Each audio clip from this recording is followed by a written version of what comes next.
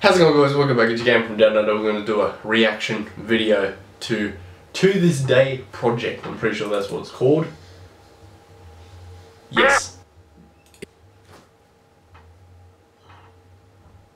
When I was a kid, I used to think that pork chops and karate chops were the same thing. I thought they were both pork chops. And because my grandmother thought it was cute, and because they were my favorite, she let me keep doing it. Not really a big deal. One day, before I realized fat kids are not designed to climb trees, I fell out of a tree and bruised the right side of my body. I didn't want to tell my grandmother about it because I was scared I'd get in trouble for playing somewhere I shouldn't have been. A few days later, the gym teacher noticed the bruise and I got sent to the principal's office. From there, I was sent to another small room with a really nice lady who asked me all kinds of questions about my life at home. I saw no reason to lie. As far as I was concerned, life was pretty good. I told her whenever I'm sad, my grandmother gives me karate chops. This led to a full-scale investigation, and I was removed from the house for 3 days until they finally decided to ask how I got the bruises. News of this silly little story quickly spread through the school, and I earned my first nickname, Pork Chop. To this day, I hate pork chops. Oh, what? I'm not the only kid who grew up this way. Surrounded by people who used to say that rhyme about sticks and stones. As if broken bones hurt more than the names we got called, and we got called them all. So we grew up believing no one would ever fall in love with us. That we'd be lonely forever. That we'd never meet someone to make us feel like the sun was something they built for us in their tool shed. So broken heartstrings bled the blues as we tried to empty ourselves so we would feel nothing.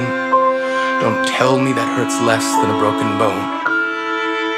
That an ingrown life is something surgeons can cut away, that there's no way for it to metastasize, it does. She was 8 years old. Our first day of grade 3 when she got called ugly. We both got moved to the back of class so we would stop getting bombarded by spitballs. But the school halls were a battleground where we found ourselves outnumbered day after wretched day. We used to stay inside for recess because outside was worse. Outside we'd have to rehearse running away or learn to stay still like statues, giving no clues that we were there in grade 5. They tipped a sign to the front of her desk that read, "Beware of dog." To this day, despite a loving husband, she doesn't think she's beautiful because of a birthmark that takes up a little less than half her face. Kids used to say she looks like a wrong answer that someone tried to erase but couldn't quite get the job done. And they'll never understand that she's raising 2 kids whose definition of beauty begins with the word mom.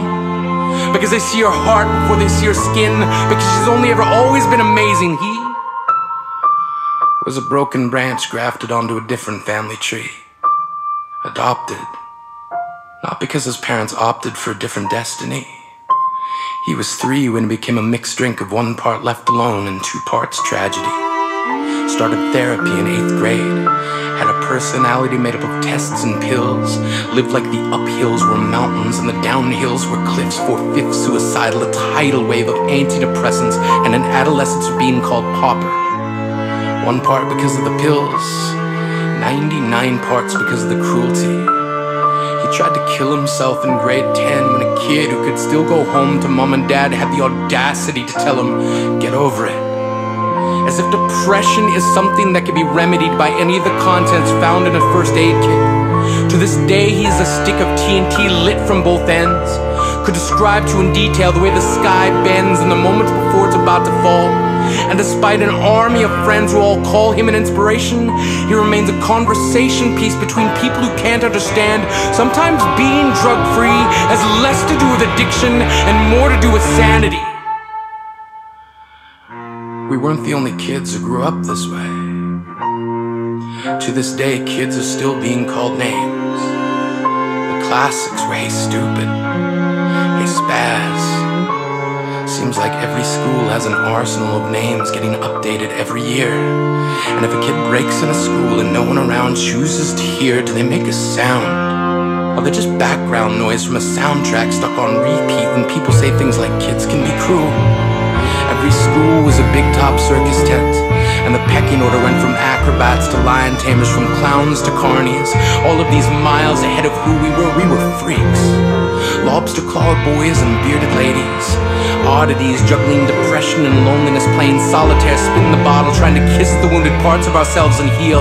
But at night, while the others slept, we kept walking the tightrope. It was practice, and yes, some of us fell. But I want to tell them that all of this is just debris left over when we finally decide to smash all the things we thought we used to be. And if you can't see anything beautiful about yourself, get a better mirror. Look a little closer. Stare a little longer. Because there's something inside you that made you keep trying despite everyone who told you to quit. You built a cast around your broken heart and signed it yourself. You signed it. They were raw. Because maybe you didn't belong to a group or a clique. Maybe they decided to pick you last for basketball or everything. Maybe you used to bring bruises and broken teeth to show and tell but never told. Because how can you hold your ground if everyone around you wants to bury you beneath it? You have to believe that they were wrong. They have to be wrong. Why else would we still be here? We grew up learning to cheer on the underdog because we see ourselves in them. We stem from a root planted in the belief that we are not what we were called. We are not abandoned cars stalled out and sitting empty on some highway. And if in some way we are, don't worry. We only got out to walk and get gas. We are graduating members from the class of We Made It. Not the faded echoes of voices crying out names will never hurt me. Of course, they did. But our lives will only ever always continue to be a balancing act that has less to do with pain and more to do with beauty.